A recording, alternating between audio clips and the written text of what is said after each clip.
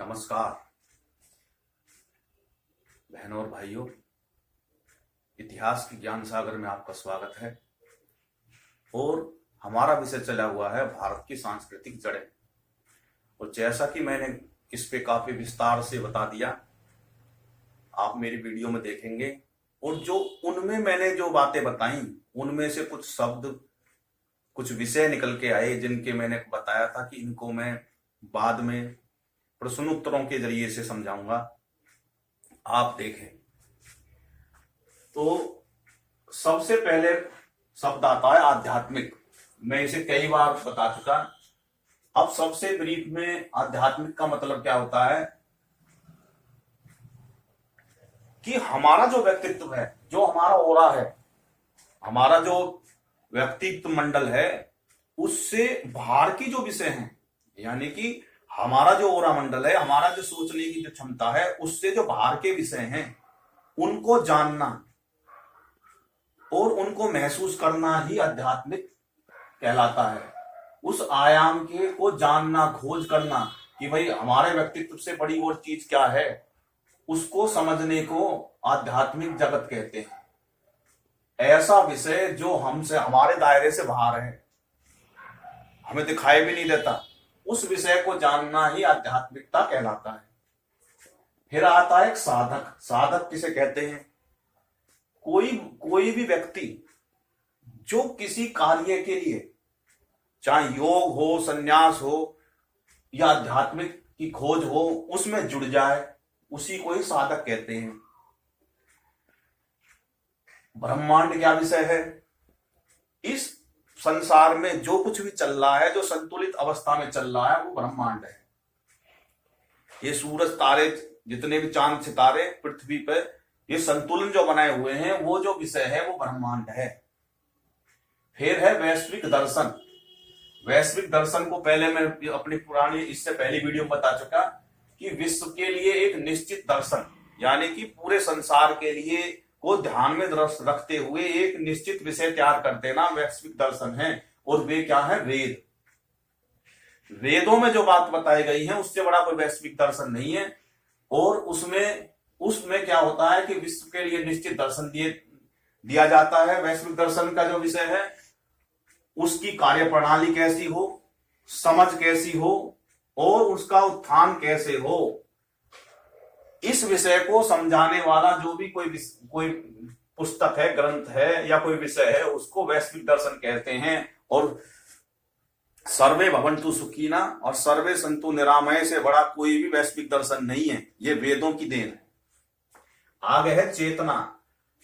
जागृत होने की जो अवस्था है, कोई भी व्यक्ति जो सुषुप्त अवस्था में पड़ा हुआ है, जो शिथिलता में डूबा हुआ है, जो नकारा अवस्था की जिंदगी जी रहा, एक गैर उसे चेतना आए, कोई विषय एक गैर उसको झंझावात से, नींद से जगा दे, झंझोड़ दे, उसको पकड़ के अपने आप को, जैसे कोई शराब पीने वाला है और वो शराब में डूब गया और एक दिन उसको खूब रिश्तेदार कह रहे हैं भाई तू शराब छोड़ दे, वो नहीं छोड़ रहा, लेकिन उसके अंदर से ही एक दिन भावना आती है कि उसी को चेतना कहते हैं।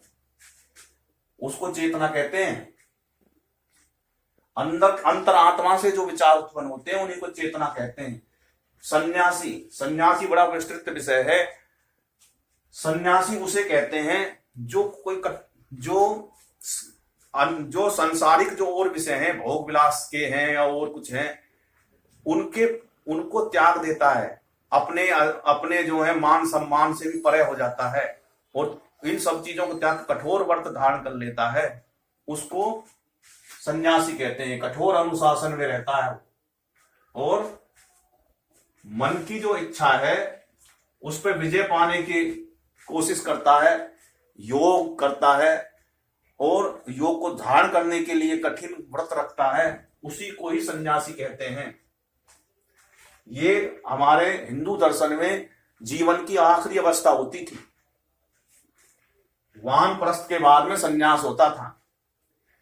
फिर है मोह। मोह बड़ा विस्तृत विषय है और मोह अच्छों को ढा लेता है।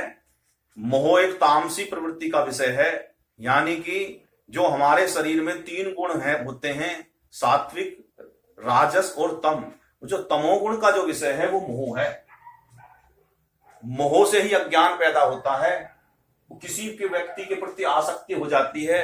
धृतराष्ट्र ने पुत्र मोह के कारण ही सारा संसार का नाश करवा दिया।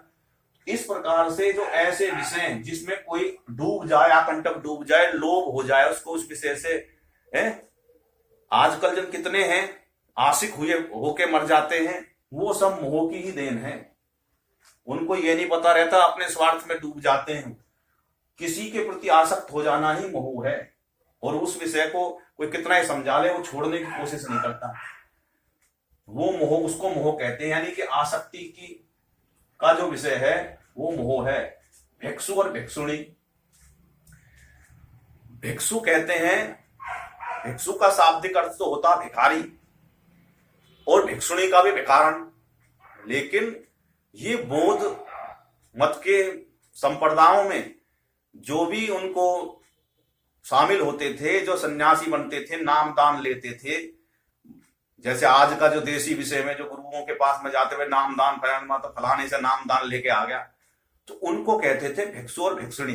वो घर को छोड़ देते थे और बाबाओं के पास में, बाबा जियों के पास में रहते थे, और ऐसे ही डंडा एक कमंडल हाथ में लेके और जो है वो जगह जगह नगरों का भ्रमण करते थे, और अपने गुरुजी के जो विषय होते हैं उनको बताते थे और भीख मांग के लाते थे। तो उनको कहते थे भिक्षु। उनका सन्यास, मतलब उसको सन्यासी भी कह सकते हैं कि भाई उन्होंने तो अपना सन्यास ले लिया, लेकिन सन्यासी उनसे श्रेष्ठ होते थे, क्योंकि इनका जो इनका इतना कोई ज्यादा कठोर व्रत नहीं होता था जैसे उन सन्यासियों का होता था। तो ये जो है ग्रुप में रहते थे, वो सन्यासी अकेला होता है, जिससे सन्यास ला लेता है उसे समूह बनाने की जरूरत नहीं होती, वो अपने जीवन की अंतिम अवस्था में होता है, और वो अकेला, उसके जो नियम है हमारे जो भारतीय दर्शन में, उसे अकेला रहना होता है, अकेला रह के विचार करता है, तभी सन्यास उसका बनेगा। और जो टोली बना कर रहते हैं वो भिक्षु भिक्षुणी ही होते हैं, जैसे आज जगह जगह बाबा जी की टोली घूमती है।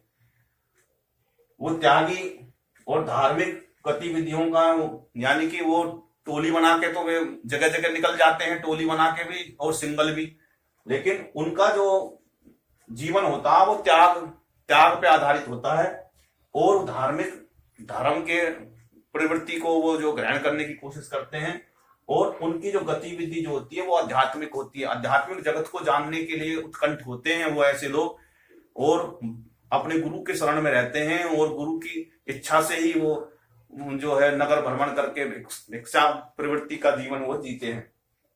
एक होता है अनेकतावाद, और अपिग्रह और अहिंसा। ये तीनों जो विषय हैं ये महावीर स्वामी जी ने दिए थे तो ये पहले से ही, लेकिन उन्होंने ये पब्लिक के सामने जो है रख के अपनी बात रखी कि भाई इन तीन चीजों को जो धारण कर लेगा वो दुखों पे विजय प्राप्त कर लेगा। कौन से?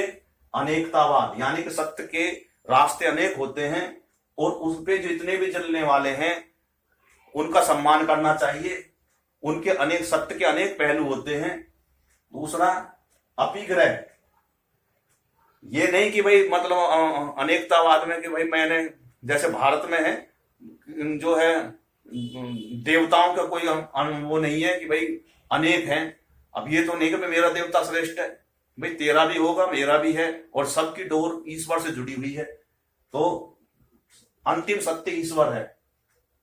अपिग्रह का मतलब होता है कि ज्यादा संग्रहण नहीं करना होता। अपने ये भौतिक जो विषय होते हैं इन पे ज्यादा निर्भरता नहीं रखनी। इनको ला के अपने घरों में जो रखते हैं, जैसे आज है मैंने एसी लगवा लिया, पहले बीजना आया, बीजने के बाद में जो है पंखा आया बिजली से चलने वाला, टेबल फैन के बाद में छत का पंखा आया, फिर कूलर आए, फिर एसी आया, आगे बताना पर फिर किए करके छोड़ेंगे। और ये सब नाश की जड़ हो रहे हैं, आप बीमार होते जा रहे हैं, यानी कि प्रकृति से हटते चले गए। तो ऐसे जो विषय हैं उनको कहते हैं अपिग्रहण, यानी कि तादाद से ज्यादा चीजों का जो है संग्रहण कर लेना भौतिक विषयों का, और उसके कारण अपना जीवन को दुख में कर लेते हैं बाद में कि भाई हमारा तो घोड़े खराब हो गए, हमको तो न चलाना ठीक हो रहा। तो जो ऐसे जो विषय भौतिक संसाधनों का को ज्यादा संग्रहण कर लेना अतिग्रहण होता है। फिर अहिंसा। अहिंसा अहिंसा जो तीसरा विषय था, अहिंसा का मतलब है कि भाई किसी के प्रति दुर्भावना ना रखना, किसी से लड़ाई झगड़ा ना करना, शांति से रहना ही अहिंसा है। फिर बताइए जनजाति क्या आती है। जनजाति क्या किसे कहते हैं? जन का मतलब होता है लोग और उनका कोई वंश। जाति जाति एक गुण बड़ा गहरा विषय है, आज उसको हल्के में ले रखा। जाति एक गुण होता है। आज देख रहे हो फसलों की कितनी वैरायटी है, तो उस वैरायटी को ही जाति कहते हैं। जाति में क्या होता है? एक परिवार होता है और उस परिवार से आगे वंश चलता है, वंशों का वो पूरा समूह बन जाता है और उनकी क्या होती है? एक जैसी सामान्य उत्पत्ति होती है और उनकी संस्कृति एक जैसी होती है और भाषा भी साझा होती है और उनकी संपत्ति भी साझा होती है। ऐसी जो प्रवृत्ति में जो जी रहे हैं उनको कहते हैं जनजाति। तो इस प्रकार से मैंने जो है ये विषय कुछ कवर करे और अब कुछ ऐसे विषय हैं जो मैं पहले समझा चुका कि निचिकेता प्रश्न आता है कि निचिकेता ने यम से क्या प्रश्न पूछे। तो निचिकेता जो था वो ये वेदों का उपनिषदों का विषय है और मैंने पहले इसको समझा चुका कि निचिकेता ने यम से जो प्रश्न पूछे वो ये पूछे कि भाई आत्मा शरीर मतलब ये शरीर के बाद में हमारा क्या होता है, उस विषय को उन्होंने जो है यमराज से पूछा था। ये प्रश्न थे उसके। बौद्ध मत के कुछ केंद्रीय विचारों को बताइए। अब बौद्ध में जो मत थे उनका जो मुख्य विषय था वो था कि भाई दुखों का कारण क्या है। दुखों का कारण ही मुख्य विषय था उनका। अब इसको कितना ही बढ़ा लो और कितना ही घटा लो, यही मुख्य विषय था उनका। जैन मत के मुख्य विचार क्या थे? जैन मत के मुख्य विचार भी यही थे कि उन दुखों पर विजय कैसे पाए। महात्मा बुद्ध के तो विचार ये थे कि दुखों का कारण क्या है और उनके विषय था इन कारणों पर विजय कैसे प्राप्त करें। तो उन्होंने विजय प्राप्त करने के त्रिशूल एक था उनका। एक तो था अनेकतावाद, एक अपिग्रह और एक अहिंसा। इन तीनों के इर्द गिर्द ही उनकी फिलॉसफी थी। ये उनकी जड़ है। आगे है कि कुछ सही गलत विषय है कि वैदिक ऋचाओं को ताड़ के पांडुलिपि पर लिखा गया, ये सत्य है। कहीं कहीं ये मिले हैं। भारत का सबसे प्राचीन ग्रंथ जो है वेद है, ये भी बात सही है। वैदिक कथन है एकम सत्य विप्रा बहुधा वदंती। तो इसमें इसका मतलब है ब्रह्मांड की शक्तियों की एकता की मान्यता प्रकट होती है। ये जो एकम सत्य विप्रा बहुधा वदंती का मतलब है कि जो सत्य है वो एक है और वो क्या है? ईश्वर। अब इसमें कही है कि विप्रा बहुधा वदंती, यानी कि जो पढ़े लिखे जो लोग हैं, जो पंडित हैं, वो इसको अनेकों तरीके से विस्तार कर देते हैं, घुमा फिरा के इधर से उधर ले जाते हैं और वो अनेक प्रकार से बता देते हैं। तो वो जो है ये विषय है ये। अब इसमें कहा कि ब्रह्मांड की शक्तियों की एकता को मान्यता प्रकट करते हैं, ये बिल्कुल सही है। और लेकिन उसमें जो उनसे वे पढ़े लिखे जो लोग हैं ना, वो उसको विस्तार करके इधर से उधर घुमा देते हैं, तो पब्लिक को कंफ्यूज कर देते हैं। फिर है बौद्ध जो मत हैं, क्या वेदों से अधिक पुराने हैं? बिल्कुल गलत है। वेद ही सबसे पुराने थे। जैन मतों का उद्भव बौद्ध मत की एक शाखा के रूप में हुआ है, ये भी गलत है। जैन मत अलग है और बौद्ध मत अलग है। फिर है बौद्ध और जैन जो मत हैं, दोनों की ही शांति पूर्वक सह अस्तित्व एवं सभी जीवों को नुकसान न